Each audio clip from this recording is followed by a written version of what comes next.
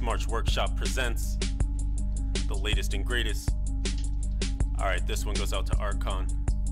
Yo, sup fellas, got some hate mail here for Archon. Unlike your weak sauce parodies, I'll get my rhyme on. The nerf you harder than them conduit pylons. Did you even get the chance to put any unit? Hey yo, I heard you were gonna teach penguins Pokemon. I bet you switching Pikachu against Rhydon. After Warlords, yo, how much D3 did you log? My boy Lev was a better wizard, went and found his dog. In all seriousness, yo, you know that you will be missed. I hope in your honor Ogchilds will exist. Yeah, and that's real. Let's start the show. Alright, welcome everyone to Westmarch Workshop, episode 36. Gotta get them goblins. Gimme them goblins. I don't even know what I said. He's the one that titled it. Hey guys, I'll be here all podcast long. Yeah, so you just heard that intro with mostly all credit due to Zyafis, who's a member of the BlizzPro clan. He wrote in from between now and last week with some feedback, and he wanted to submit his own hate mail for Archon, and it just so happened to come in rhyme form, so I said, you know what, I'm just going to take it a step further, put it over a beat. I had that beat laying around. It's a Childish Gambino beat from one of his early mixtapes, and I just love it, so figured I'd lay down that track. Yeah. It was pretty good, although I had to sit here in silence for 30 seconds, remembering what it is that you had sent over to me. Just like trying to nod, like, yeah. This is it. Yeah, it's a good thing that we have the overlay there, so that way you don't actually have to try and pretend like I'm like listening to it at the time. It's like, and then really prove that, like white people have no rhythm. There it is. There it is. Well, we're starting this episode off of racism, everybody. Welcome to Westmarch Workshop, episode 36. Gimme them racists. But no, we were talking about improv before the show, so that would actually be a good start if you were pretending to bob and listen to the music. Mm-hmm. Oh boy. But yeah, so that's the intro, and here we are, another week gone by. Another week into patch 2.1.2. How has it been treating you? It's been treating me fairly nice. I haven't been playing as much as a lot of the other people in the clan, but I alone have been surprised with the number of legendaries that I've gotten dropped with my limited playtime. So sadly, the bracers have been the only upgrade that I've gotten so far. I did find a legendary Marauder's shoulder, that's been the only thing that I've been gambling on lately, because that's a piece that I could really use a nice upgrade on. Mm-hmm. But it rolled terrible. It was one of those ones where it's like there's the arcane resist with I think it was like life per second, armor, and some other things. It was just bad. There's no way that enchanting was going to salvage that thing. Well, something I'm curious about, now that the DH meta has changed with the set getting its fixes, mm-hmm. if you will, in quotes, do people roll or need sentry damage on their items anymore? Because I would imagine that would free up that slot in your shoulders and your chest piece.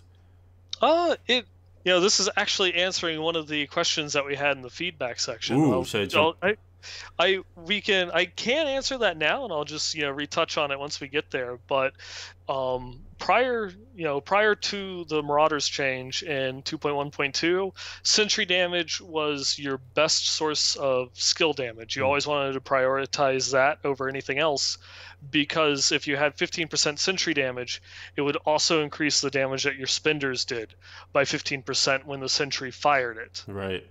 And since the sentries were the majority of your damage, it was okay for you to go through and do that. That's not the case anymore, because no matter how many sentries you have down, that will always be only half of your damage.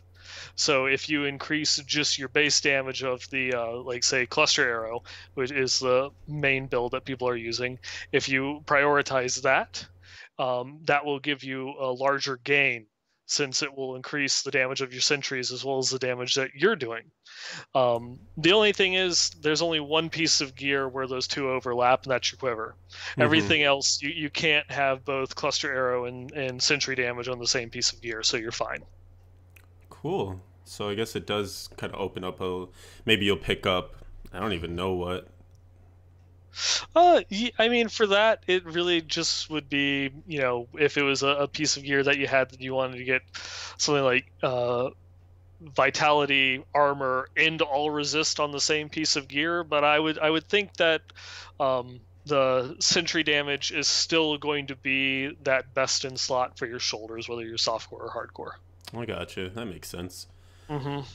Cool beans. So anything else exciting, either in the Diablo or non-Diablo world? Yeah, there's two other things I wanted to mention. First one, I was talking about on the last podcast that I had my Warhammer Fantasy quarterfinals this weekend. Yes. And I lost the game on the very first turn. What? And it was my turn. Because I am just apparently really bad at rolling dice. It was because I had almost my entire army in one single model, and I just rolled really badly. And it was something around, I think it was 0.045% chance of happening for me to get the dice combinations I did, because I had to roll, I rolled something bad, and I had to roll on a chart, then on another chart, then I had to roll one more dice. And it just was all these things, and it removed that model from play on the very first thing that I did with it on the very first term, and I lost in the first 5 minutes on my turn.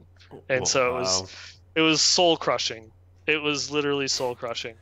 So, well, getting trolled in RNG in real life. Exactly. There's that. And then on the positive side of things, though, last night I joined Twiz, Eldorian, DJ Tyrant, and Balrog Fan, a whole bunch of people from BlizzPro, on Twiz's Heroes Power Hour, a little video podcast that he does every Tuesday night about Heroes of the Storm. They needed a fifth as a fill-in, so I volunteered to go through and jump in there. We had a whole bunch of fun.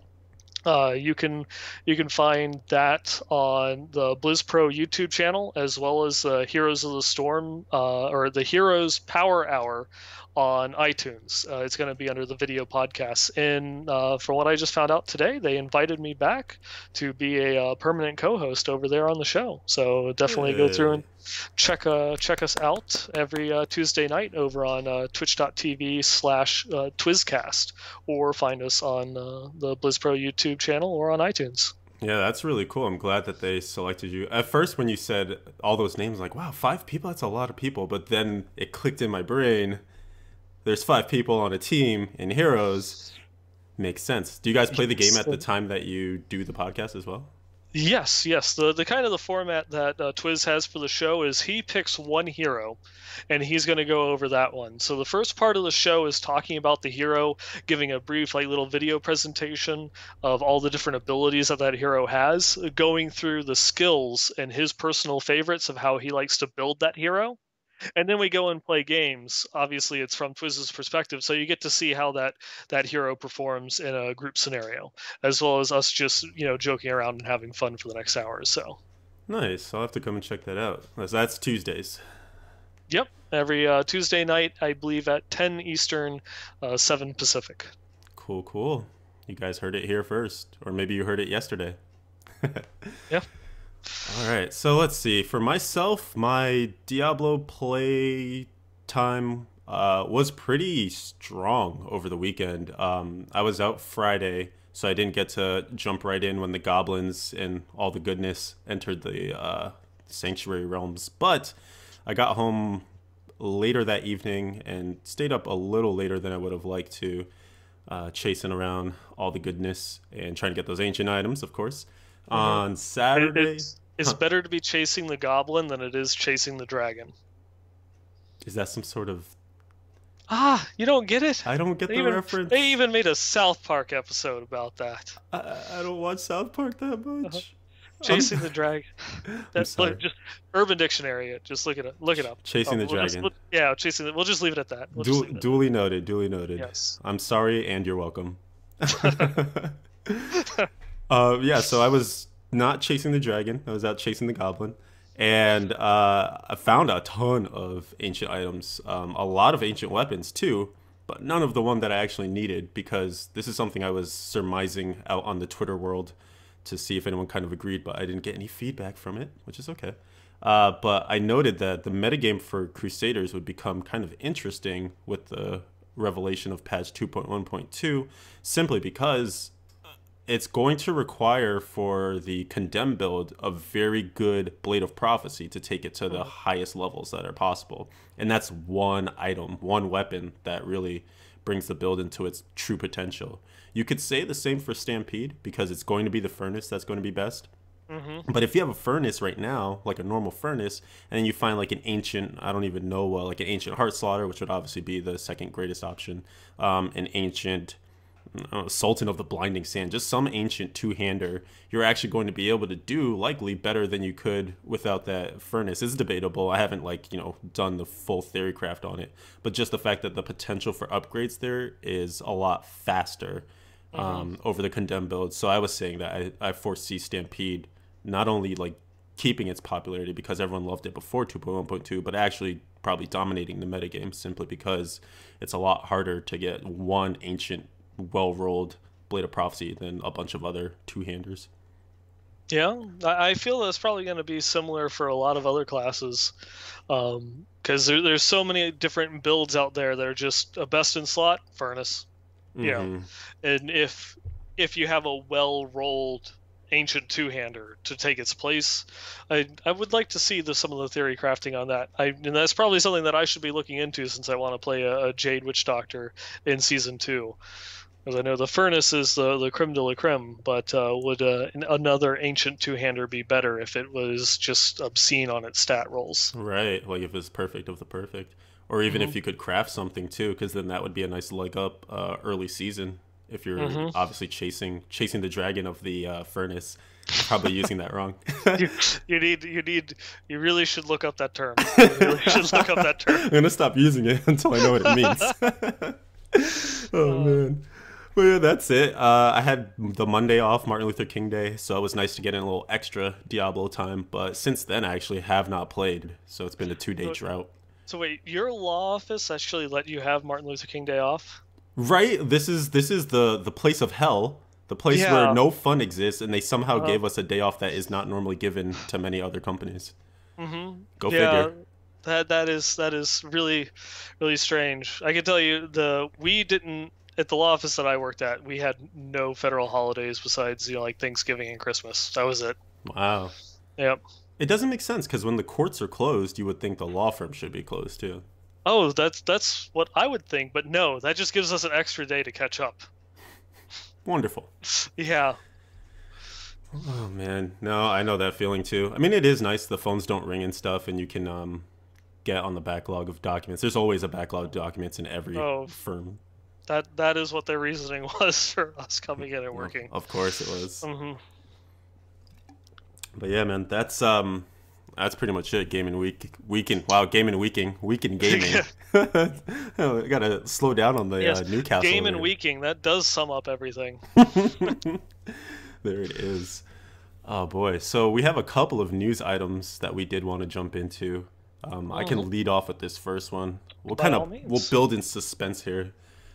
So late last week, maybe early this week, all the days run together, but basically all you need to know is that Era 1 is going to coincide with the end of Season 1, and if you don't know what eras are just yet, stay tuned because I'm going to tell you in less than a second. It is the end of an era. The end of an era, truly. The eras they basically correspond to the time on non-seasonal play when actually, why don't I just read? I should just read this, huh? I'm like trying to surmise it, but I should actually just read the explanation here. So we have in this blue post, in Diablo 3, an era refers to a specific period of time in which non-seasonal leaderboards are active. That's basically what I was about to say. At the end of an era, all current non-seasonal leaderboard standings will be wiped, and players will be unable to attain new leaderboard ranks until a new era begins. So similar to seasons, players will be able to view the previous rankings in-game and as well as on the website. So all that stuff will be commemorated in the annals of history forever and ever. And like I was saying, to lead off this piece, it's coinciding the end of Era 1 will coincide with the end of Season 1. And currently, Nineball wants me to just commit to this, but I'm still saying currently, possibly, the end of Season 1 will be Tuesday, February 3rd. They have not said definitively, but, you know. They have. They said, they said that the end of Season 1 is targeted for February 3rd. Targeted? Yeah. Yes. Have you ever targeted? This is Blizzard. They have to leave themselves, a way out, just in case something bad happens and they have to push it back. All I want to say is, Nineball, have you ever targeted someone in GoldenEye and you go for the headshot and then you miss and you hit them in the body and they keep coming at you and then they karate chop you to death? Yes. It could happen to Season 1. It could. But since they haven't said anything else, February 3rd is still the end date for Season 1. And we have some things coming forward in other news pieces that seem to further add to your claims here. So, okay. I'm getting on board. But what's interesting is that Era 2, the next era to start right after Era 1, as those things usually work, will start right away, while Season 2 will be a little bit delayed after the end of Season 1. So if you're ready and willing to hop into the next non-seasonal era, you can do that literally as soon as the gates close on Era 1. So that'd be a nice time for if you're a seasonal character and your stuff all rolls over to non-season, you want to leave your mark on those era boards before you head back into seasonal play for Season 2, then that's your little window to do it there. Yeah, that it is. And also just, I guess leading into that, talking about the end of Season 1, beginning of Season 2, our next big news item is that we just found out today, a live stream, a new Tavern Talk that's going to be coming out February 10th, that they are going to start talking about what they've learned from the seasons. This one's specifically targeted to celebrate the start of Season 2. They want to take some time to discuss the philosophy behind seasons, what the lessons that they've learned, what they want to do going forward. I'm sure we'll hear a lot about the things that they tested or observed from Season 1, and maybe there might be some background changes that they have for Season 2. Hopefully, there's going to be some things like no major changes, no patches released in the middle or end of a season. Maybe a little bit more transparency with the actual length that they want to have or that they're shooting for in the season. And that is slated for Tuesday, February 10th over at the official Diablo channel. So it's the twitch.tv/Diablo. And that also itself leads into a little bit of speculating when it comes to the seasons. Because, we've both said that we've always been expecting that the season would hopefully start on a Friday. That's how they did with Season 1, and that's what I'm going to continue to believe. And last week we were talking about, I think I said that I would expect it to be on February 6th or February 13th, which is the Friday or the Friday after that they do that. And with this stream talking about what to look forward to in Season 2, that's coming on the 10th, that makes me think, well, they're not going to have a stream talking about what they expect to be in the season after the season releases. Right. So it's going to kind of cut out, February 6th. And that makes me think that February 13th is looking like a much, much better date for Season 2 starting. Yeah. I want to backtrack very quickly to let people know the time, too. So you're right that the live stream will going on February 10th, Tuesday, and that's at 11 a.m. Pacific Standard, which is also 2 p.m. Eastern. So, and then, of course, if you can't catch it live, they always do their VODs relatively quickly, too. And I'm sure we'll cover it on the Diablo Blizz Pro site, so you'll have plenty of ways to catch it. But yeah, that theory that you just brought up sounds sound. Because it would not make sense to have everyone playing Season 2 back, the weekend before, and then saying, "All right, hey, tell us what you've got planned for Season 2."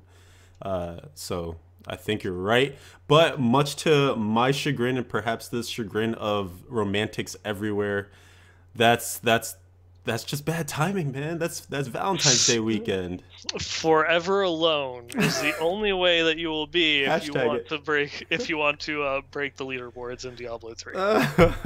It's true. It's like the true testament to how much of a hardcore gamer with a lowercase Hmm. h are you. You gonna go outside or are you gonna Hmm. stay indoors? I mean, in another way to look at it is actually the developers just love us that much, Yeah, love of their yeah, own. yeah. It's their love and their passion, So so hard, they want to spend Valentine's Day with it. right? So yeah, I guess we'll see. I'm actually really invested, interested, uh, excited for this live stream because I really want. We've been speculating for how many weeks and months now, just as we've gone through season one and experienced it from moment to moment, and as the changes have come. Just our own, like, what's going through their heads when they make these changes, why do they roll this out at this time, etc. So I Hmm. think it's going to be great to kind of jump into the Dragon's Lair, and see, what they were considering at the time, what they thought were priorities versus, kind of what the player Hmm. priorities were, and what they really felt was just like too either game breaking or too faulty to leave unchanged before the end of the season. Hmm. And I hope that it'll help us determine, or at least get a better sense of what to expect going forward. Because I think, like we've been saying along the way here, the best thing for the community is more information, kind of that transparency thing that we were talking about before the show started. And Hmm. I think if we just know why certain things get done the way they get done, then we'll be better equipped to accept them. And so if something crazy happens during season two, then at least we can say, well, they explained. So Yeah, and even if I feel that even if it's a change that I don't like or don't agree with, if I can have a better understanding of what it is that led to that decision, I can at least better accept it. I might still not like it, but at least I can understand the reasoning of that change that was made without just being, oh, we're doing it, we don't have to tell you why. mm-hmm. Mm-hmm. Yeah, because I think that was kind of that initial brush with the community. There was that weird divide between we are the developers, you are the community. These two Hmm. people and things don't talk or interact, It just felt like Hmm. that very divisive, like we are them, we are us against the world, or I don't even know how to describe. But yeah, Yeah. I'm glad that it's been changing and much for the better, especially with these streams in particular. Oh, by far. And that's something that, Blizzard as a whole is kind of shaking off on. They're, you know, around around 2010, and going on to that, once they started getting into Heart of the Swarm and Diablo 3, had already been announced, or not Heart of the Swarm, just StarCraft 2. The all the development teams besides World of Warcraft kind of closed up. They made kind of a barrier between the community and the devs. You had the CMs, which would be there on the forums and such, but they kind of locked down the dev teams. I don't know that whether that was just like an actual company-wide decision or individual decisions by the developers to be less interactive with the community. And then even on World of Warcraft, it was just like Ghostcrawler out there doing his thing. Um, and I saw that shortly after the release of StarCraft 2, the community was always just like enraged because they would be doing these balance changes. And it was always like, Blizzard, what are you thinking? This is so much more important. And everyone, felt that their own race was, being picked on or over nerfed, or they needed better buffs and all these other things. And so I saw that the StarCraft 2 team, started to engage the community more. You saw a lot more from the devs going and interacting, explaining the balance changes and such, and a lot of that, kind of the vitriol died down considerably. And so when D3 originally came out, it had that same mentality that there was, kind of like this impenetrable wall. They would do interviews with major press sites and things of that nature, Mm-hmm. but you didn't get to see what was actually going on in the developers' heads, why they were making that decisions. And it's something that's, obviously has changed going into Reaper. And it's something that we're a lot better for. A lot of the complaints and things have died down considerably from what it was back in D3 Classic. And I think that a lot of that has to do with transparency. I agree. One of the big things that I feel kind of hallmarked when that started was the patch notes. If you recall, there's something I always point back to, was the patch notes when they put in the philosophies for the first time. And I think it was something that Wyatt had kind of thrown out there to Nevelissus or whoever was writing the patch notes at the time, just say, hey, include this to kind of explain why we're changing, the Crusaders steed charge, or why we're doing this, like what the intent is behind it. And that just opens up the dialogue further. So it kind of, to me, spark plugged this entire shift from, yeah, it's closed off, it's us like working behind the steel curtain, to, hey, we're all here, we're all equally invested. Let's all talk about this game that we love. Yeah. And actually, that's a great segue into changes. I'm genuinely like really happy about that. So easily amused tonight. So we have hot fixes that went live last Friday. And one of them was actually live on Friday, but we just didn't know about it officially until today. But if you were playing the game, you probably noticed that it was occurring. So the first one was an achievement hotfix. And I noticed this one working because everyone that logged in basically got this achievement, where they made it so that You're Not the Boss of Me was able to be procced, if you will, given to players who had not killed the Lord of the Bells. Because Lord of the Bells is obviously not obviously, but it is the Cow Rift Guardian. And the Cow Rift is damn near impossible to get into even until today. I don't know if have you seen it? I have never seen it in all my time playing. And that's insane because we both play this game quite a bit. I've seen it once, and I thought that was kind of nuts. I have seen it one time, and I played through it, and like the ultimate troll, like my first pair of Tasker and Theos, being on the PTR, I saw the Cal Realm at BlizzCon. What is it, BlizzCon 2013. What? Yeah. That's actually hilarious. And never to be seen again, of course. Never to be seen again. Yeah, so they decided that it would probably be better to pull Lord of the Bells out of being necessary for that You're Not the Boss of Me achievement. And at first, it wasn't getting dinged properly for people, but they put that hotfix in, and I saw everyone get it, so it has to be working now. And the other, more interesting hotfix here was, as we were talking about last Wednesday, Nineball kind of correctly forsoothed the conduit pylon was just too weak. It wasn't doing anything. It was tickling the white mobs. It was like beating us over the head by the blue mobs. They were just like, hey, give me that. Oh, that's conduit pylon. I'm just gonna kill you with it, actually. So they decided to make it much better, and it definitely, I was feeling it for sure over the weekend, taking out elites again. And actually, a really cool anecdote to go with this is I was doing three-man greater rifts on Monday with Blaze and Thibbledorf in the Blizz Pro clan, and we happened to get a conduit right before we spawned the Rift Guardian, and I felt so dirty. I felt so bad. I'm like, oh boy, here we go, conduit boards. You cheeky bastard. Everything I complain about, I am about to engage in right now. But it actually, I felt like it was working as intended, because it only took about 25% of the life of the Rift Guardian, and that was with all three of us standing right next to it. So getting off, optimal shocks from the conduit pylon and everything like that. So, it did damage to it. It was significant for sure. Like if we were tight against the time, that probably would have helped loosen the grip around our necks a little bit. But it didn't by any means trivialize that fight, because we still had to DPS it down for, the other 3/4 of the HP. So yeah, so it was a nice little, nice that they buffed it, but not what it was, where it just instantly killed the boss. Absolutely. People are saying one of the changes to it, which I think I've been noticing, is that it ticks slower than it used to before. Like it used to just update with damage quite a bit. That was one of the things that they did mention on the stream when they were talking, when John Yang was talking about the changes that they had made to it, in addition to reducing the damage, that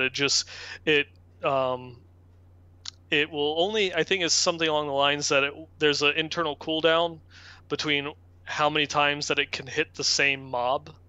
Oh, okay. So when you're going through like a pack, it can go through and fire off and do a decent amount of damage, but when it's just the boss, you'll notice a distinct decrease in how much it puts out. And that makes perfect sense, actually, because I remember one of the philosophies that they were stating when they made the initial change in 2.1.2 was to have it be better against groups and not as good against single targets. So yeah, that makes perfect sense. You put a cooldown from when it can attack the same target again, then it achieves exactly that. Right on. Yeah.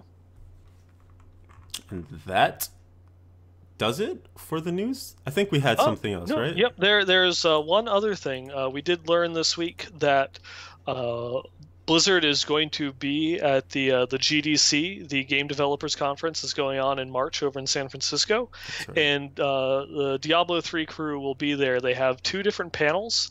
One is going to be with Josh, and his is entitled "Against the Burning Hells." Well, he'll be talking about the massive changes that went on from transitioning D3 Classic into Reaper of Souls. I imagine a lot of that is going to be a rehash of the evolving Reaper of Souls panel that we all got to see at BlizzCon.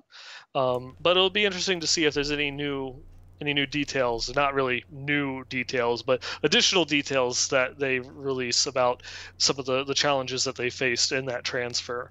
The second one, I think, might just end up being more interesting in terms of like newer information, and that's going to be Soundtracking Hell, that has Russell Brower, Derek Duke, Neil Acree, and Joseph Lawrence, and they're going to talk about crafting the soundtrack for the expansion, and what went into developing that, which is, anyone that's listened to like the soundtrack from D3 Classic and Reaper of Souls, it's like it jumped. It's they're not even on the same level in terms of like the just how much more it makes part of the game. In D3, not knocking the music that they put into it, but a lot of it's just more background, more just it's there to add like a little bit of ambiance. Ambiance, exactly. Yeah, but in Reaper of Souls, it's a lot of it is a part of the level. If you go through and play, and you're going through like a map in the ruins of Corvus, but it has like this really otherworldly feel to it. And it's got some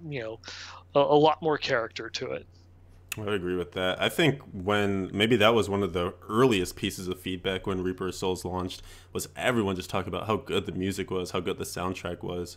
So this GDC panel in particular, I think will be interesting to the both of us. Obviously, this is something that you've always been interested in. I remember you showed me that piece from Matt Uelman, if I'm pronouncing his last name correctly. Yeah, Uelman. Uelman. Just about like all the work that went into creating the D2 stuff, and the fact that all that instrumentation was just like not even real instruments. Yes. So unbelievable. But I've always just been, obviously with the parodies and whatnot, music is a really important thing for me. So I'd be curious to see exactly what they talk about with designing that stuff, and maybe we'll get a little foreshadowing on what kind of musical stylings we'll have going forward when they add more things and areas to the game. I would love to hear if they actually crafted new music for the Ruins of Shesharon coming out in patch 2.2. That would be amazing. That would be really cool, because that would actually be taking it to a whole nother level, right? Like, we were already talking about how cool it is that, either they're using old assets or updating old assets or creating new assets to add a new area to the game, and just the level of, what's the word? Just the fact that that's such a big chunk, like it's unprecedented that's been such a big part of a patch, a content of that size. If they also went as far as to add music with that too, I feel like that's just yet another sign of that dedication of them really being ready and willing to patch this game into perfection, and not necessarily needing to do another cash grab with an expansion before it feels too soon. Yeah, and just more because more. Exactly. Right? Why not? Just exactly. Throwing it out there. Always want more. I do think that about covers up some of the big topics as far as news goes. There are some other like little blue posts here and there, but it's mainly a lot of stuff that we've either covered or you can find on BlizzPro, diablo.blizzpro.com for a lot of the little things. Yes, indeed. I know that one thing that people were kind of pointing to was the lag that has been happening over the weekend. Yeah. So that's probably something to quickly touch on. I think I mean, we haven't really gotten an explanation from any official source, so I'm not exactly sure. I don't think it was a DDoS this time around. I think it might have just been a perfect storm of people wanting to come back for the community buff and the patch being brand new, because that was the first weekend, I believe. Yeah. Yeah. Of being able to play patch 2.1.2. So you imagine there's going to be quite a bit of people interested to see the changes. Couple that with the buff, and then the fact that all those goblins, I don't know if you got like the size of packs of treasure goblins in regular rifts that I was getting, but like sometimes you would get 30 goblins, and if you get AoE that kills them all simultaneously, or if you pick up the new and improved conduit pylon that kills them all simultaneously, I mean, the screen was doing weird stuff. Like the items would drop, I wouldn't see any of the icons that would normally pop up, and then I would hit alt, but like some of them would show and then some of them wouldn't, and it was really weird. Yeah, with this goblin patch is the first time that I learned that apparently that there is there's a hard limit to the number of or the amount of information it can display for the loot on the ground, because I encountered that very same thing. As I had killed there was a gym goblin that had died further away from all the rest of the goblins, and I just wanted to go through and pick up the gems, and I could see the icon of the gem sitting there and the huge glow signifying that there's a ton of gems all in that one spot, but I couldn't click it. I couldn't actually pick it up. Even holding down alt, it wasn't coming up with the information, and no matter how much I hovered over it, it wasn't identifying that there were items there. I had to go over to the rest of the stuff and just start picking up items before I actually got the tag of those items to appear and for me to go through and pick them up. It was an interesting little thing. Yeah, it's so peculiar. So this is kind of the same. It almost brought me back to flashbacks of 1.0.8 when they upped the density, and CM Wizards were just like breaking the game, because you would see them like gather up a whole bunch of stuff, and then they would do their freeze lockdown, and you just see it go blip, blip, blip, and then like monsters like in like random actions, kind of like when if you get a strobe light in a room and you're at like a sweet dance party and you kind of see the person next to you, like, I wonder if their face looks like this. And it's so that's what it felt like we were reliving over the weekend. And it was weird because it came and went. It wasn't like it was permanently laggy or bad. There were some times where I felt safe enough to do greater rifts because the lag had settled itself out. But every now and again, man, it would spike back up until like 500 ms. I know some people were getting like spikes of 2,000 and whatnot, just like basically unplayable. So yeah, pushing through those red bars, man, trying to get those ancient items. Living life dangerously. On the edge. Might as well. It's the end of the season, right? If you die, what does it matter? Yeah, this is the time when you need to push it to the limit. That's right. Oh, I want that song. Push it to the limit. Dun, dun, dun. Sweet. All right. It feels like we're moving along at a nice clip here. We do have a lot of feedback, so maybe we can spend some extra time in here with our responses and whatnot. Oh, definitely. Speaking of which, I think it is a good time to transition into that phase. Cool. I'll start it off just by saying that if any of you listening out there in the YouTube, iTunes, Stitcher world want to contribute to this section, feel free to send us email. The address to do so is westmarchworkshop@blizzpro.com. We are open to receiving all sorts of items, complaints, suggestions, ideas, builds. Look at your profile. We'll do anything. We'll look at your penguins. I will definitely look at any of your penguins. Use that as any sort of mixed metaphor as you will. Go for it. I will chase the penguin. I still need to look this up. I feel like I should look it up before the show is over, just so I can be appalled by the end. Probably. I'll do that at some point. Also, was something that I forgot to mention the last show, but we do have our Twitter account too, and some people were actually tweeting items to us over the weekend, which is cool. But if you guys want to hit us up that way with shorter stuff or just some at the moment ad hoc feedback or whatever, feel free to do that. It's at the WM Workshop. And with that, do you want to take the first feedback? Oh, certainly. I'll go through. This one is, of course, from Ty Bud. Sup, fellas. And this is going back to what we discussed at the beginning of the podcast. He wanted to know how cluster arrow damage is calculated for sentries and if he should prioritize cluster arrow damage over sentry damage. And, like I went through and mentioned that at this point, Cluster Arrow is going to be the best damage that you can get and the best for your build when you're playing with the Marauders set. But the only time that comes into play is on your quiver. And, with how many things that you can roll through trying to enchant a specific affix on a quiver, of all things, go with either or. Unless you just really want to spend like 600 million gold, by all means, you can go for it. But I would kind of stop at the first that I got at either or. It's the only one that is ever going to come into question.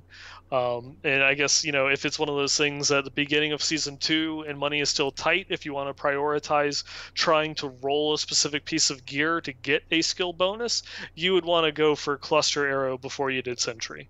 It will give you more bang for your buck with the way that the new Marauders build works. That makes sense to me. Mm-hmm. Cosign on that. Let's see. I'll take a suggestion from our good friend Mad Hamster, who writes in quite often. Says, "Sup, fellas?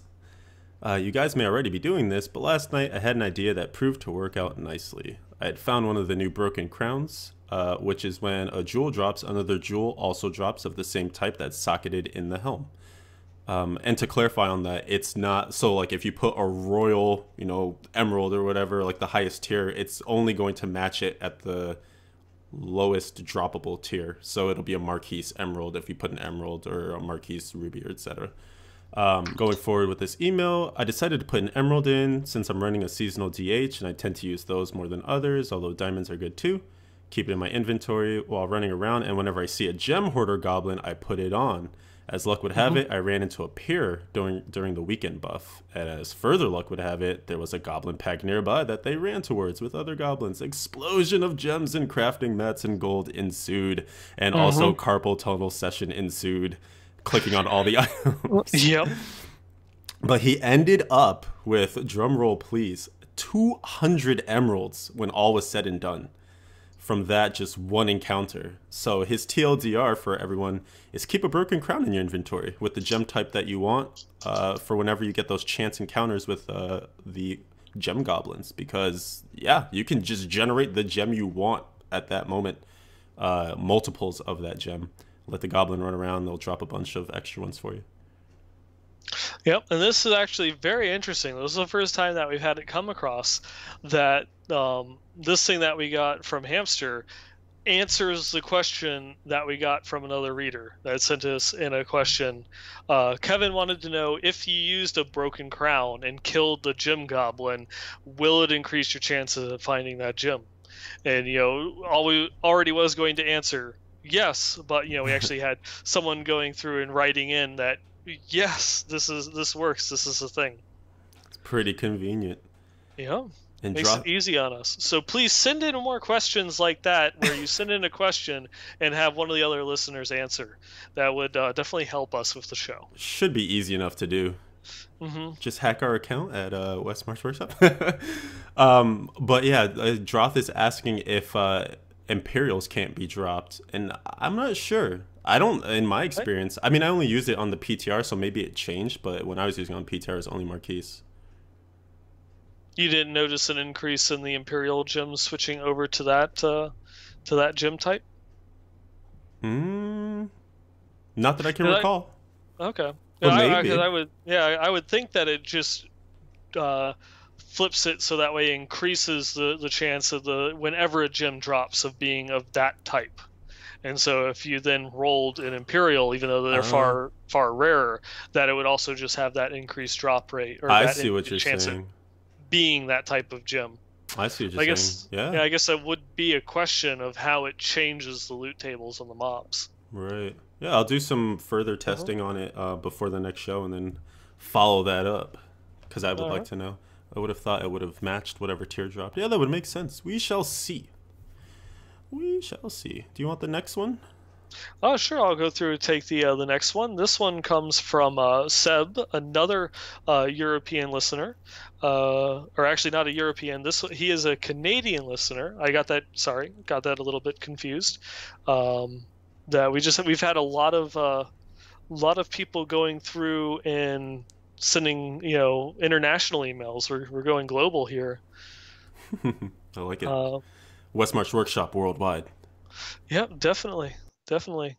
And he goes through. I'm sorry. I should say that I'm guessing because it's his email address ends in .ca. So if I am wrong, which I probably am, let me know. But Seb wanted to go through and kind of talk on something that I think that we've talked on quite a bit with the blood shard cap.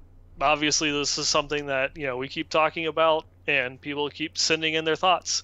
It seems that a lot of people in the community really, really don't like the answer that they've been getting about the blood shard limit, and want it to be increased. Mm-hmm. Even if it's just something along the lines of like 750, just something, increase it slightly so that way we can go through and gamble for more items, or at least it reduces the amount of times that we have to make trips back to town when you're just chain running rifts and you don't want to have to sort through all the crap in your bags and have to disenchant things and take the time, which I guess is a little bit weird because you always have those 30 seconds in between rifts, because that's normally what I'm doing in those 30 seconds is I just go through, I spend my 100 shards, salvage everything, throw anything that I want into the stash, and by the time that I'm done, the new rift opens up.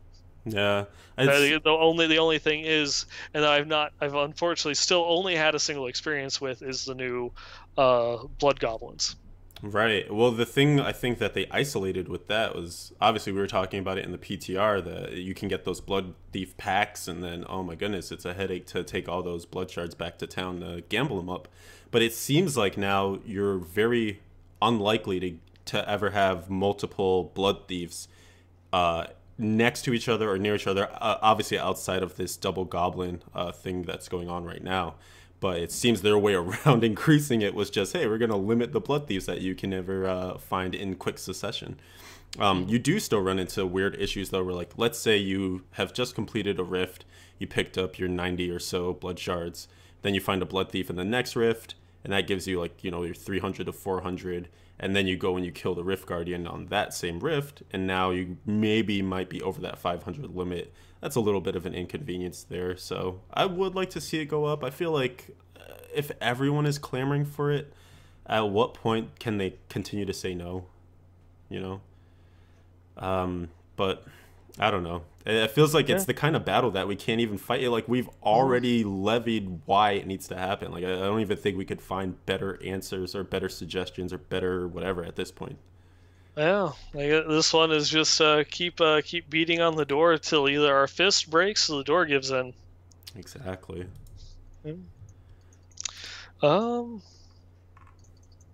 Let's see. Or is it you want to take the next one? Yes, I do want to take the next one. So we have this one from Woody Tootie, an excellent name.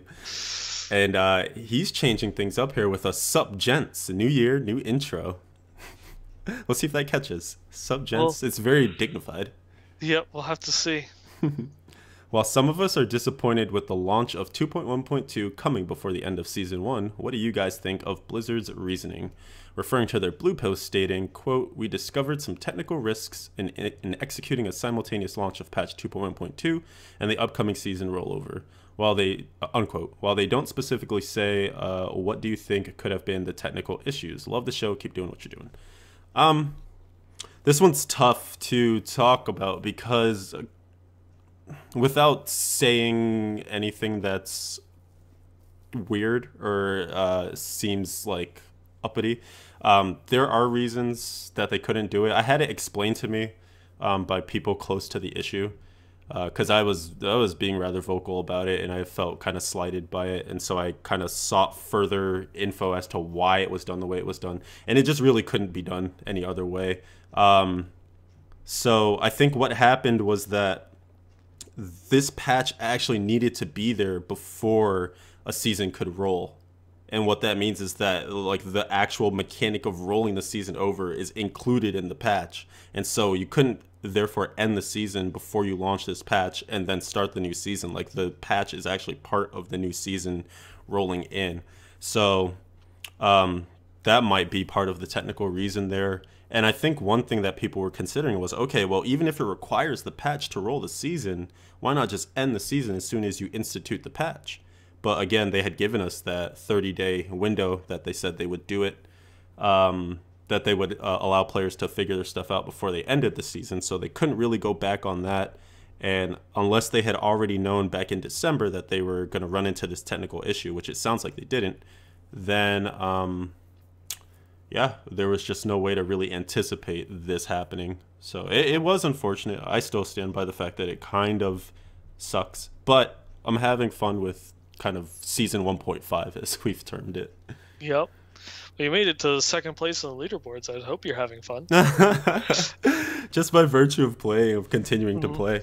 I mean, it's cool. Like, it's a new carrot to chase. It kind of, if anything, it's a preview of what's to come in season 2. So it's kind of market research in a way of what's going to work, what's not going to work. And then, of course, throwing all the seasonal gems and potions and items into the mix to make the stew a little tastier going forward. Yeah, definitely. But yeah, I mean, it's the kind of thing where I feel like people will always feel like, oh, I wish they would have explained it better, and maybe they could have. It kind of harkens back to the discussion we were having on the transparency stuff. But I don't know. I don't know exactly where I fall on it without being too like up in arms. The anger is over. Yeah. Yep. This one, I guess, just is going to hopefully that they'll be prepared for season 2 with a little bit more planning, where they'll have a kind of, I guess, either a mini pre-patch that preps the end of season, or they'll patch the end of season into, or like the end of season 2 is already in patch 2.1.2. That mechanic is already there, and they just have to flip the switch so that way they can actually end the season and launch, the next patch, more than likely 2.2, and we'll be good to go. All right.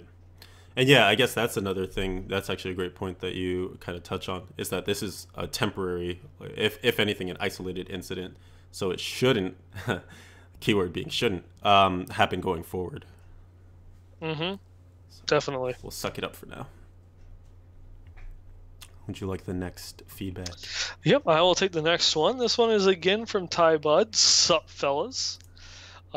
He actually sent in quite a few emails this week. I got a lot of feedback and questions from him. His is a question about some mechanics of the Demon Hunter, different Demon Hunter skills, and it's something that he was going through and finding. He read on the forum someone talking about the difference between the way that grenades and the rockets or missiles worked. And what he was reading is saying that the missiles or rockets from, say, like Maelstrom would only hit a single target. So if there's only one enemy on the screen, you're wasting damage because all the other missiles that spawn will just not hit anything. Whereas if you had grenades, they can all the grenades can hit not only just the one target that the cluster hits, but will also hit everything else that's around it, because it's a little bit of an AoE, and that is 110% factually correct. So if you use a skill such as Maelstrom that launches off the multiple rockets, you can see that if you have just a single Rift Guardian on the screen, when you shoot that arrow, you'll notice the other missiles, one will loop back, hit the target, and the other ones will just fly off to the screen. Or if you have just a Spitfire turret down and only a single enemy there, you'll notice half of all the rockets that are shooting are going towards it, while the other half are just going off in their own random directions. A single enemy can only be targeted by a single rocket from any skill activation at once. So grenades, even though they don't have the smart homing, they won't always hit the target, no matter where it is that you fired. They can, all of the grenades that are spawned by most of the other cluster arrow runes will all hit the same target, in addition to all the other targets in the area. That's why, even though it, it looks like those missiles are doing a lot of damage, from that little damage modifier, only one is ever hitting the same enemy at any given point in time. So it's one of those where it's like your perception of just seeing the numbers, it doesn't give you the full answer to how the mechanics actually work. It almost reminds me of the lying character sheet that we always used to reference, and the fact that you can't always trust exactly what your eyes are seeing, because some of the mechanics are a little more detailed or a little more hidden behind further exploration. But that's some good DH advice right there. Mm-hmm. All right. I have a kind of longer one here from Thomas K. He's from the Europe. And he says, sip fullers. Oh, I'm sorry. That's not how you spell that. But then again, I'm from Europe, so Ogchild, sorry. Excellent opening. First and foremost, he's stoked that we're keeping the podcast on the air, even without the betraying drunk Archon. Sorry, you know we love you. And then he goes, this actually, I wanted to read this feedback. I actually was wondering what happened to this one in our mailbox because I wanted to start with this one, but then I thought we lost it, but I found it. Long story short, it has a nice bit of suck it up Leviathan in it that kind of put my mind in a better spot in terms of the 2.1.2 stuff and just playing. So I'll just read it. He says, seriously, Leviathan, you are and have been competing for top times on Greater Rifts solo all season long. Now when you get a new chance to get higher, you throw in the towel. I know it sucks that you have lost your maxed out gear in the sense that there will be new and better stuff with Ancients, but why not seize this opportunity? It's like a mini 3-week season, like similar to the racing season stuff that you guys have been talking about. So just get to the top. It's like a pro ski jumper refusing to jump again simply because the event manager had to lower the seat in order to make sure nobody jumps too far down. Stop whining and be competitive. I read this because I was telling Nineball I have the email set up to go to my phone. So I read this and I think I was at work. I just got like super. I was like, you know what? He's right. Like, screw this. Like, why am I being stupid? I need to get in there. So it has reinvigorated my play. So honestly, thank you for sending that in because it kind of helped make things make more sense for me. He then jumps into the talking about competitive D3, the discussion that we had previously. And he says he agrees with the fan suggestion. D3 should be randomized every time, but for the scrims like 4v4, 3v3, 2v2, etc., they should all run the same rift, just a random rift. And then they face off against each other. It would just be that same one so that Blizzard wouldn't have to pre-create the maps or anything like that. They would just sync up, which makes sense. Yeah, and that was actually, that's a suggestion that we've thrown around. That was something that Wyatt's talked about. I think he called it like the two towers. Yeah, when they originally talked about it at the release party.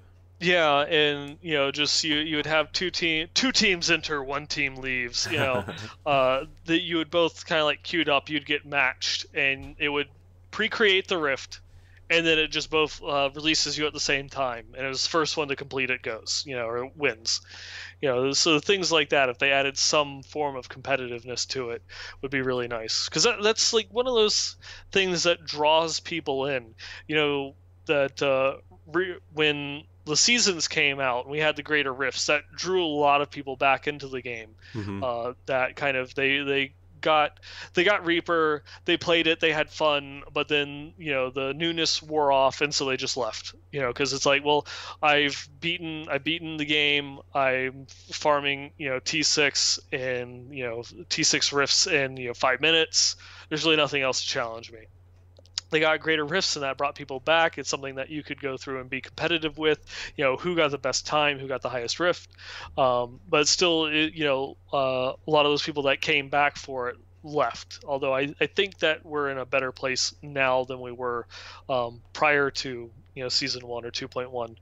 I'd agree with that. Just adding some form of direct competition instead of indirect competition is going to be that last thing that really hooks people and keeps it as a nice, vibrant community, through the lulls and the patches and such. So if we could get something like that, that would be great. It even goes back to just remembering the road to BlizzCon. They had the StarCraft 2 competition.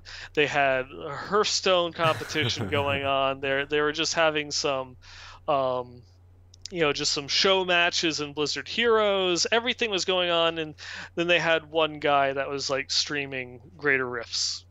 It's nice that Diablo was included, right. But it's just like, it doesn't compare. It doesn't compare. It's like one of those things. It's like, yeah, cool. He's running it really fast, but it doesn't have that built-in mechanic of being able to root for someone and being like, yeah, my team's winning, your team sucks, my team's losing, my team sucks. It just like, it just adds a it gives you more of, like a just more of that, like, built-in interest into the game.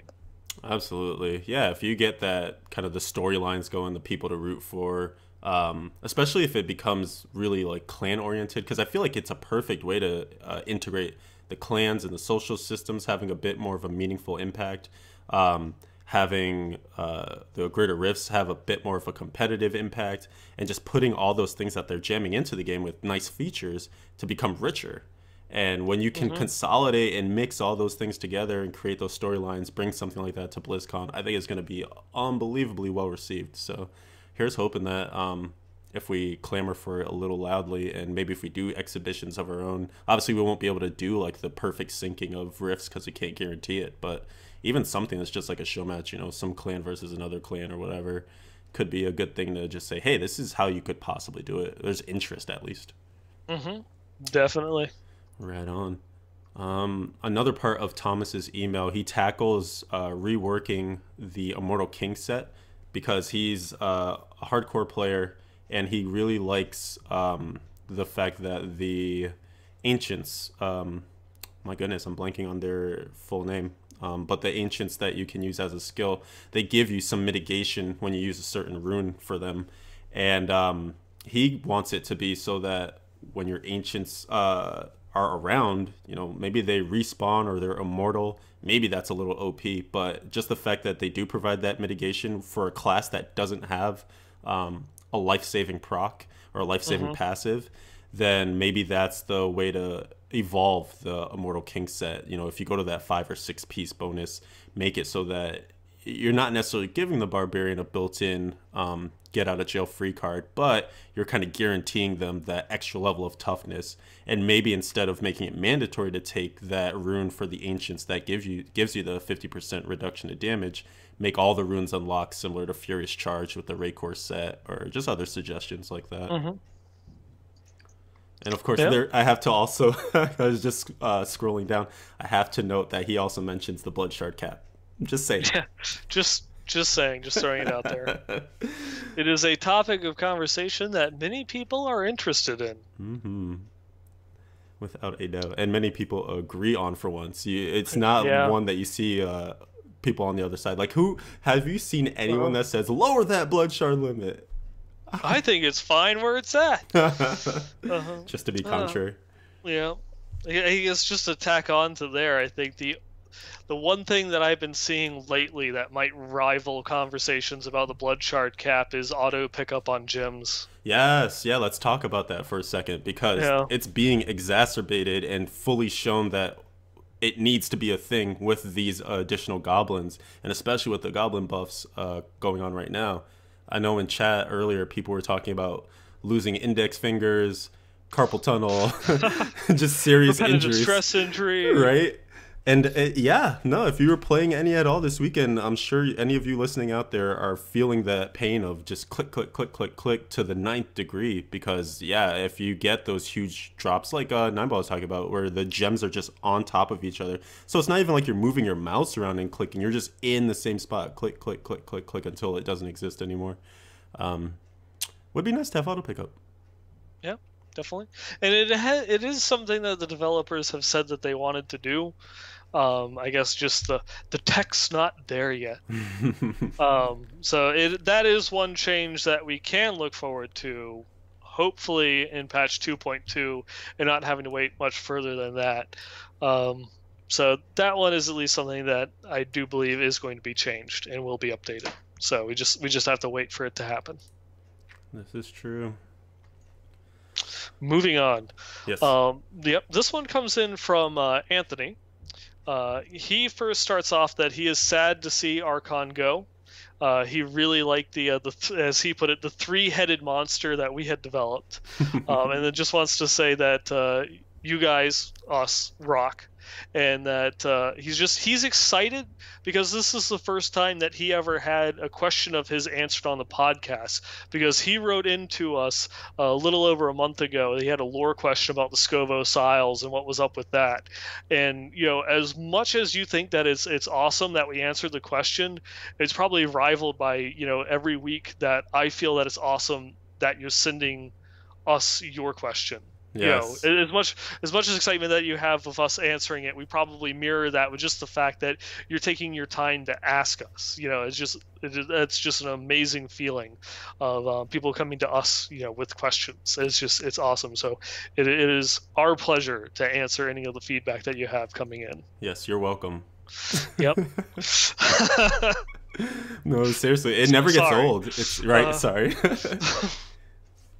But the first he had three things that he wanted to go through and touch on. The first one is he wanted to make say he wants the story mode to have a purpose, whereas I would kind of like that just from the lore aspect. It is something that I think most of us have done thousands of times before, when playing through story mode or doing looping at a certain what is it, Return to Tristram. The fallen angel, Return to Tristram in Act 1, just doing nothing but Fields of Misery, constantly going back and redoing that. That I think story mode has served its place, and one of the reasons that the developers have given, which I do really like, of why they don't try to leverage story mode anymore and everything goes into adventure mode, is because it splits up the user base.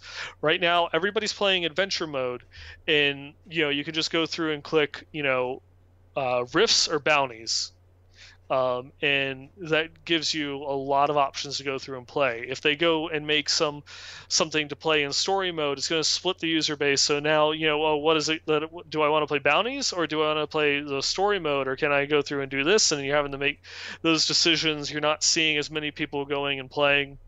Probably not as big of a deal on softcore, but a lot of times you'll go on hardcore, and on Torment 6 you might only see 30 games being played. So it's one of those ones where they don't really want to diversify it any further. They do like the aspect of giving people a reason to go back into story mode, and that was one of the big things that was behind the lore book Conquest coming in season 2, is that that conquest can only be completed if you play through story mode probably a couple of times in order to get all of the books. So that's something that they might go and do with little things like that in the future, that maybe achievements or conquests that can only be completed if you play in the story mode. And they're going to leave it at that. They'll give you a reason to go through and play it, but not an actual reason to want to keep you there. The second point that he has, a very, very interesting one, is why is Thorn's damage still a thing? And it almost feels insulting that you have a monster with billions of hit points and they take 3,000 damage when they attack you. It doesn't make sense. Why is it still there? It's like, why don't they just remove it, or make it be based off of weapon damage percentage, some form of weapon damage percentage, which is what it was in Diablo 2.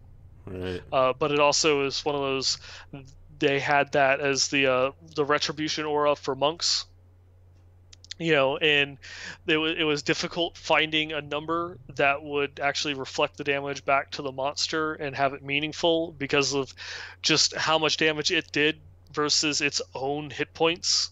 And is just, if they made it to where if it hit you and then you did 45% of your weapon damage back to it, that might be, something interesting. If each piece of gear could roll 5 or 10%, right, that might give it a little bit more. Better than a flat damage amount.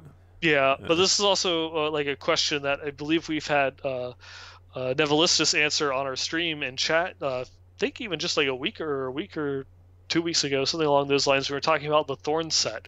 That is, the Thorns is not a type of gameplay that the developers want to really push forward, so it's probably not something that we'll see a lot of buffs coming to, because it's a passive stand there and do nothing. If they make it a worthwhile stat, people will want to base builds around it, and then you'll have people that will go through and try and push it. It's not a gameplay type they want to encourage, thank you, at all. So that is probably going to be the answer for that one. And then the third one is he actually forgot what his third point was, but then he wants to share his Demon Hunter build, which a brief lowdown on that one is just, it is a It is a cold build, and it's just using the Ring of Royal Grandeur to swap out the shoulders in order to get the Og Guilds set. Nice. And so it's the build that he is going to be rocking going into season 2. I dig it. Mm-hmm. Cold DH is on the rise.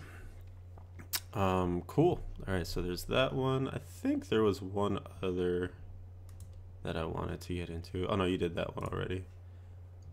Oh, there's this stash space. Wow, I can't even speak anymore.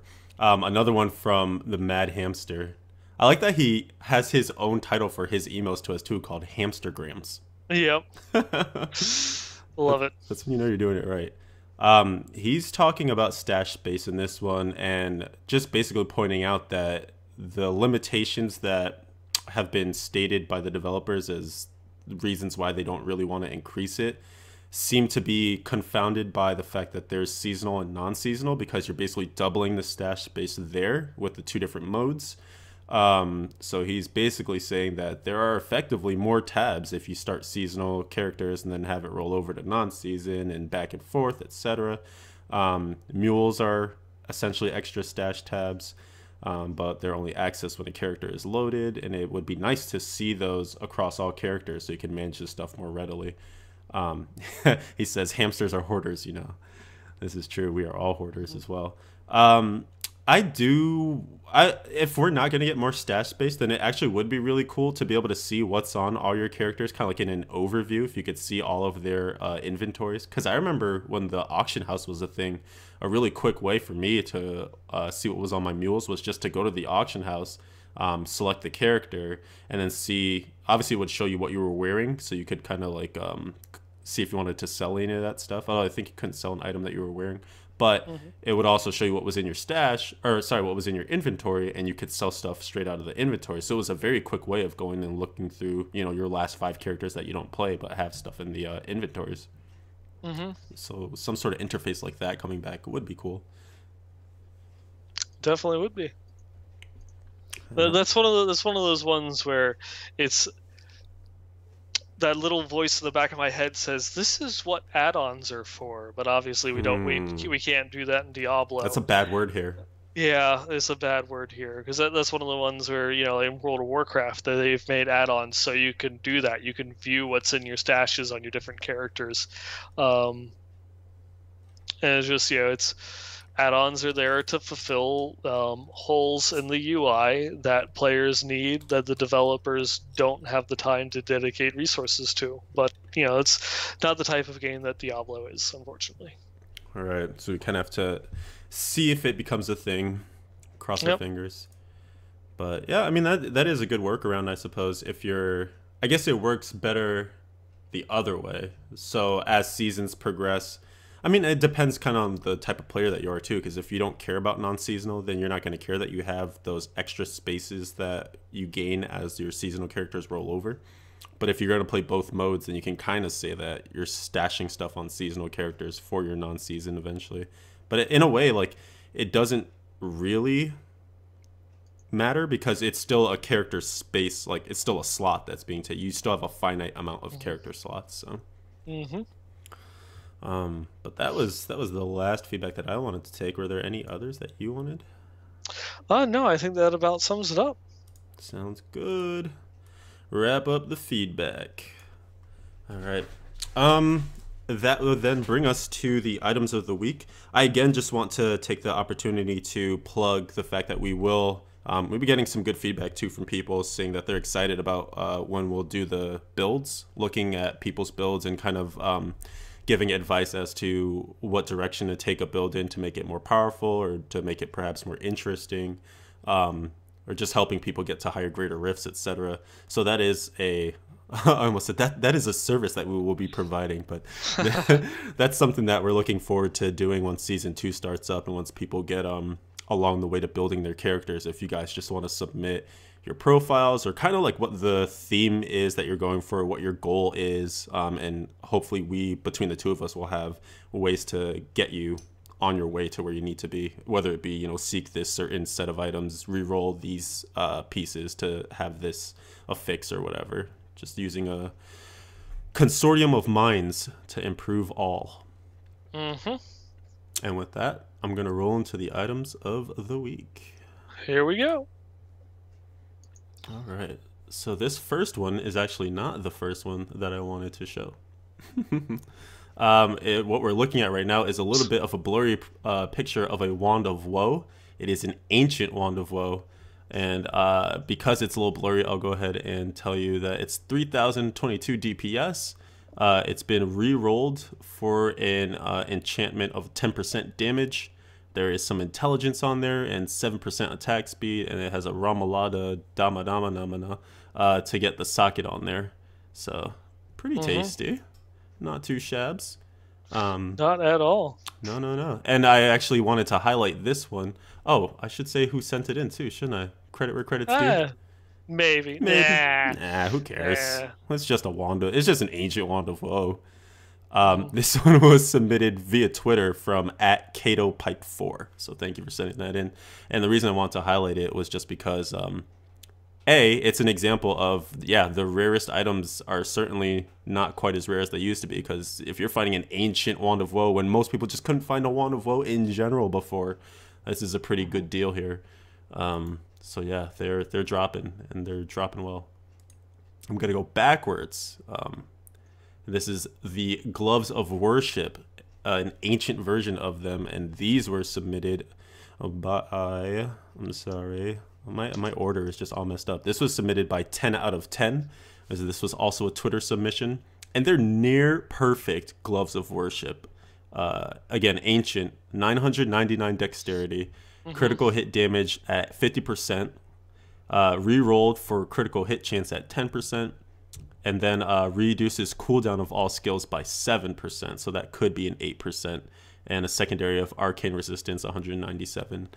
I wanted to highlight this one just because it's an example of, yes, bounty items can be ancient, just in case you were still skeptical, and they can roll very, very well. So yeah, those are one of those ones that you're going through, you're gearing yourself, you haven't completed your set yet, you're just going and getting items together, running some bounties in normal and such, and you come across that is probably one of the best things that you can find while you're still building your set in the early part of a season. Fortunately, we're at the end of the season now. But yeah, those are just beautiful. I remember when Gloves of Worship were like, everyone was like, "Oh, this is the best item in the game." You know? Yes. Yeah, and so really early on, and it also helped that there was a little bit of a bug there where which shrines was it? The cooldown reduction one. Yeah, it still lasted an hour. It was a holdover from the beta. The Empowered Shrine, and then I think there was one other one too. But yeah, that was kind of nice as a Crusader early on, because obviously you want cooldown reduction as a big part of your set there, or as a big part of your stat priority. So I was able to do some things I normally wouldn't do with that bug. And we're moving on. We're gonna look at this ancient. Wow, what is this? Cinder Coat. I'm like, what am I even looking at right now? This is an ancient Cinder Coat. It was submitted by Jin Lee. And I pointed this one out just because perhaps my good buddy here, Nineball, could speak to it. But I wanted to see if you've been noticing any changes in terms of, with Tasker and Theo dropping out of the metagame for DHs, what people have been leaning towards. I think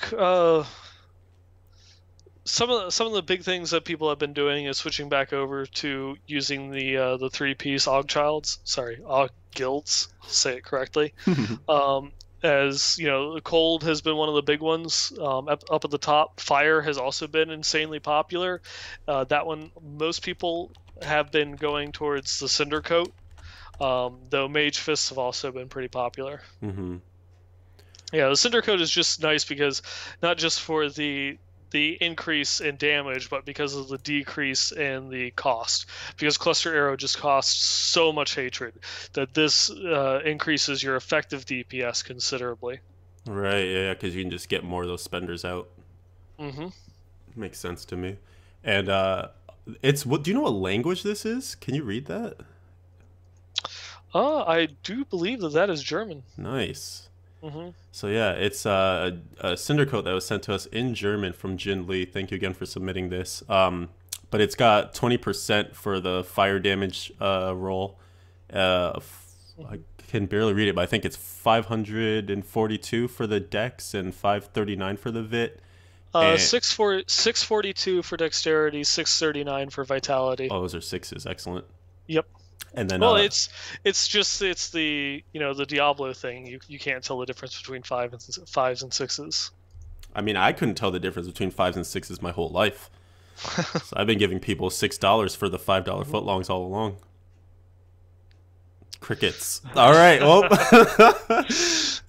moving on. Also, this has the 30% reduction for the resource cost that you were talking about. But we'll just move right along. Forget that joke was ever made. We have here a furnace, and this is actually the first item that I wanted to start with, just because it's not ancient. It's just a really well-rolled furnace, and I kind of wanted this to hallmark perhaps the last time that we'll show something like this, because we got a ton, by the way, I think we mentioned it, a ton of items of the week, so it's really hard to pick through and select ones that were worthy enough, because I know I issued the challenge last week of you guys showing us your best of your best, and you guys really stepped up, so thank you again for all the submissions. But when you see a good furnace, you just got to showcase it, ancient or not. So this one is 3,000, of course, right? This one's 3,834.8 DPS. That's with a 9% damage roll that was enchanted on there, 1,090 int, and also attack speed boosting it up too, so you have that going for it as well. And Ramalani's for the socket, but also the perfect 50% for damage against Elisis, its legendary power. Just a really nice furnace. Can't complain. I'm going to go ahead and jump back through all these other ones that we saw. And this one I highlighted specifically for Shepard, who's part of the Blizz Pro clan. He's always playing this game, and he is on a quest to find, I think he wants the Spectrum, but he also will settle for a hamburger too. And these are items that are specifically found in Whimsyshire / Whimsydale. And he is, it's like his, what's it, the white whale, like his Moby Dick. Yeah. He just cannot ever find them, and he spends more time in there than anyone should. I just don't know how you can farm that area, friend. But this is an ancient Horadric hamburger, and this was sorry, go ahead. That the ancient hamburger is the one thing that I think that should actually be less effective, because that just does not sound right. It's make you sick to your absolute stomach, to just super cramps.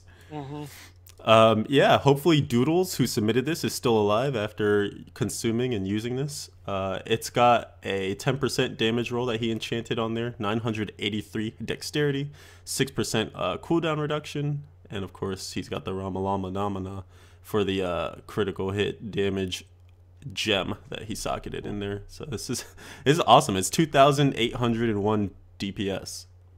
Yeah, that's a burger that'll take a bite back. Yeah, this burger bites back. Damn.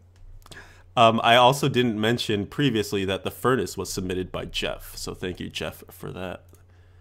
Next up, I don't know why, but just when you said previously, my first thought just went to previously on X-Men.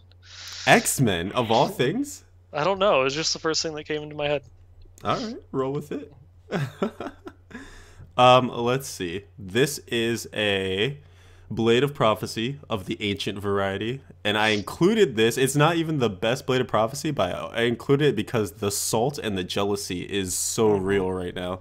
I was telling Nineball before we started that I sought high and low for an ancient Blade of Prophecy. I think I encountered 12 Blades of Prophecies that could have potentially rolled ancient, and none of them did. None of them were even upgrades. None of them were any good at all. It felt like a slap in the face every time I ID'd them. But our good friend, oh man, I'm so bad on the names tonight. Our good friend, where is your name? I'm so sorry. It's not Doctor. It's Dark Lighter, but it's Drkliter. You could see it could be Dr. Kliter. He submitted this ancient Blade of Prophecy via Twitter. He's also part of the Blizz Pro clan. When this happened to sneak into the clan chat as something he looted, when the alert went up, I basically walked away from the computer. That was so bad. He was in the middle of a rift. Yep. He just could have died. Didn't care. Nope, didn't care. And the stats on this bad boy are 4,042.8 deeps. Just absolutely ridiculous. 1,449 vit, so that's a bit unfortunate. Probably want that for strength. And nothing has been re-rolled on this, by the way, so he still has some leeway to work on this. Next up is 35,217 life per hit, and then reduce cooldown of all skills by 7%, which is a little on the low side. But it's a frick. Yeah, that is the skill that you want as a Condemned Crusader, right? Oh, absolutely. Yeah. You just would have to make up for the other percentages somewhere else. You would maybe wear like a the belt that gives you the Vigilante belt that gives you some CDR there as well. But oh man, so jealous. So congrats, Dr. Kleider, Dark Lighter, or however you want to call yourself. You're just awesome. I call you that. All right, next up, Donetta Spite, a little DH showcase here. This one was submitted by Mad Hamster. Or was it? Nope, just kidding. It was submitted by Zordon Zig. I'm sorry. Donetta Spite, Ancient, 3,263.4 DPS. He rerolled the base damage on there to push it up higher. He's got 930 dexterity. Increase attack speed by 5%, reduces all resource costs by 10%. And I showcased this one because he actually asked in his email to you, Nineball specifically, if you thought of any builds or things that would work well with Donetta Spite. There's nothing really that focuses around Donetta Spite. Donetta Sprite. Donetta Sprite. Yeah, that focuses around that. That will be the offhand for the Roger Hamburger. Donetta Sprite. I just got that. He just got it. He just got it. Keep up. Come on. Blame the Newcastle. Yeah. There's nothing really focused around the Donetta's set. Besides trying to go for the 1 hour conquest of beating the whole game in 1 hour, you absolutely have to have that set as a demon hunter in order to be competitive with those clear times. I mean, other than that, if you're still like working towards getting yourself something like a Kreider shot or the Taru or a Calamity, that is a very nice fill-in until you get one of those other items. Absolutely. Yeah, it'll get some demons dead for sure. He also submitted a second item that's popping up on your screen any moment now. The Mortal Drama, an ancient version. 4,295.1 DPS. He again rerolled the base damage here to get that pumped up. 7% damage as an affix, 1,276 strength, and then reduce all resource costs by 9%. Again, this is the one that doubles your bombardments, and he wanted my opinion on a possible build for this. I'm actually looking forward to this item next season because we'll also get the Belt of the Trove for Crusaders, and that's what gives you your free bombardments every couple of seconds. The seconds is the part that varies on that item. But looking at that in the future, I feel like this could do some cool things because it will double that proc on the belt as well when you use it yourself. So you can just have a ton of bombardments always coming out. And there are definitely some skills that synergize with it. Like you have the passive of Lord Commander, which just bumps up the damage of bombardment outright. You can also use like impactful bombardment with as the rune on that just to have insane damage. And then at that point you would want lockdown just to make sure the mobs don't move out of your bombardments when you call them down. So there are a couple of things you could do. I'll definitely would like to highlight a build. So look forward to that in maybe a couple of weeks. Lastly, I want to say is a Kreider shot, and this is actually from Mad Hamster. It's an ancient Kreider shot. He says it's not even all that good. Whatever. It's 3,000, right? It's 3,299 DPS. 10% damage was the enchanted affix here, and 904 dex, 916 vit. Ramallah needs to give it a socket. Your thoughts on this, my friend? That is a very, very beautiful bow. That is very beautiful. I am in fact jelly. Although mine, is much lower in terms of DPS. Mine causes my elemental arrow to generate 4 hatred per shot. So. Oh. So take that, Mad Hamster. Other than that, I mean, who cares? It's a freaking, that's almost a 3.3k Kreider shot with the dex and vitality. That thing is amazing. Absolutely amazing. Yeah. And that's Yep. if correct me if I'm mistaken, but that's pretty much one of the best bows that you can get going forward into the new Marauders metagame. It is definitely up there. The Atreyu is probably still the best for the cold build.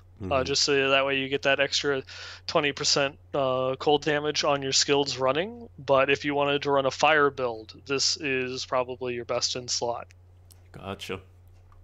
Cool beans. I think, yes, that's it for this. But wait, there's more. There's one more that Nineball wanted to call some special attention to. I pop it up on your screen right now. This was a funny email that came in. Do you remember who sent it? Because I do. I got you. Yeah. It was a setup. It was Devin. It was Devin Miller. He sent in his incense torch, and he asked, "I am not sure which Daibo I should use. Please advise." Yeah, please advise. And it's a friggin' ancient incense torch of the Grand Temple, 4,357.8 DPS. He enchanted 9% damage on there as an affix, 1,360 dexterity, spirit regen increased by 4.93 per second, and then, you know, some wave of light damage by 26%, and the spirit cost of wave of light just reduced by 47%. No big deal. Yeah, no big deal at all with the changes that came to the Sun Wukong build. That this item has been seeing a lot more popularity, and it is just that combined with that. I can only imagine. I want to see some screenshots of what your bells are hitting for, because you know, whenever I eventually return to the monk, Wave of Light is my favorite skill, and this makes me just want to go say, screw it, I'm playing my monk. You know, I don't care about anything else. Just the fact that I see that something like that exists. It is so beautiful. It's sick. And that gameplay, that game style looks a lot better. Just watching some monks do it on streams and whatnot, it seems a lot more inviting in terms of just wanting to play that style. And I know that Thib was complaining a little bit. He said he felt like a crusader without all the bells and whistles, but maybe that was just the adjustment period of getting used to the new Sun Wukong. But yeah, it looks like fun. It kind of made me want to play a monk after seeing. I'm like, wow, that weapon though. And I mean, it just rolled perfectly, because not only did he get the you know, he had to re-roll for the weapon percent damage, but then he got the spirit, you know, and he got a decent roll on the spirit as well. Just made it all the more beautiful. Completely agree. Mm-hmm. Devin's got spirit. Yes, he does. How about you? Yeah, I screwed that up. Well, you can tell that we've gotten to the end here. We've survived another show somehow, some way. And Nineball hasn't reached through the screen and killed me just yet. Was there anything that you wanted to leave off on? No, I think that about covers it. Covers it all. You know, as always, we thank you for tuning in live, or you know, listening to us on YouTube, or following us on iTunes.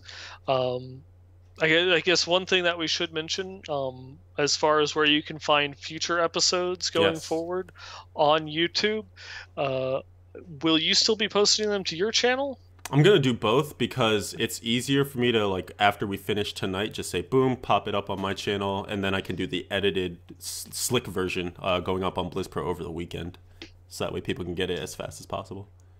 Yep. But then you also will be Westmarch Workshop will be going home, as it were. We will be posting all of the episodes back up on the official BlizzPro channel. That's right. So you'll be able to once again find everything from the BlizzPro series of websites, you know, on BlizzPro. We were the one outlier. You know, we were the one that didn't post to the home site. You could say we're the bad boy of the site. Just rebels without a cause. You could say so. But yeah, so you can, whether you look for SA Stewart 1, you can find the earliest version on YouTube, and if you look for BlizzPro, you can find the glitziest version. But either way, you'll be able to catch that, reliving the awesomeness of the live show here. Of course, iTunes, Stitcher for your audio ears. And yes, Yeah. And speaking of iTunes and Stitcher, we definitely would appreciate your feedback if you want to leave, a review or a comment for the show through iTunes or Stitcher. It would really help us a lot, and it's something that we do really appreciate. If you could take the time to go through and give us a like over there. Right on. Yeah, use the. I think they have like a star system or something. Give us all the If stars, 5 stars, all 5. the like you see all the stars when the legendaries pop out. Mm-hmm. Just hand them on over. It's all good. Yep. Yeah, with that, I want to encourage all of you guys again to check out the live stream for the Diablo Tavern talk that will be happening next week, February 10th. That's probably going to be a big part of what we discuss in our show, since ours will be the next day. And until then, just follow everything on diablo.blizzpro.com. We'll get the outro music and all that good stuff going here, and we'll send you on your way to collecting more loot. More because more, right? More because more. Right on. So yeah, again, also the Twitter exists. If you like to tweet things, feel free to follow the WM Workshop and send us some tweets. I am usually manning it. I don't know if Nineball stops in there sometimes, but you might get a cheeky response from both of us. Yes, both of us, or none of us. Or none. You could just talk into the void. You never know. But yeah, from both of us here, if you want to follow Nineball, that's going to be Nineball Gamer on Twitter, and I am SA Stewart 111 on Twitter.